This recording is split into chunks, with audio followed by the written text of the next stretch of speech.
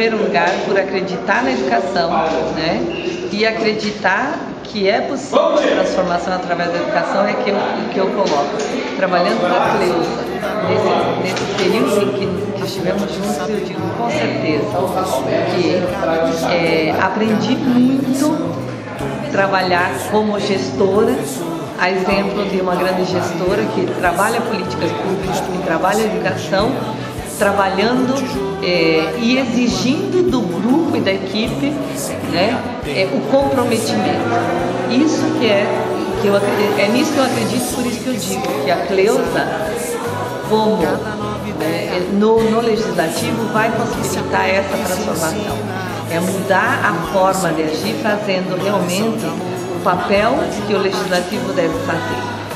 Buscando políticas, trabalhando realmente pela educação do município, a cultura e nas políticas realmente que sejam voltadas para a cidadania. Em defesa da educação, né, de Lucas do Rio Verde, voto em 13.000.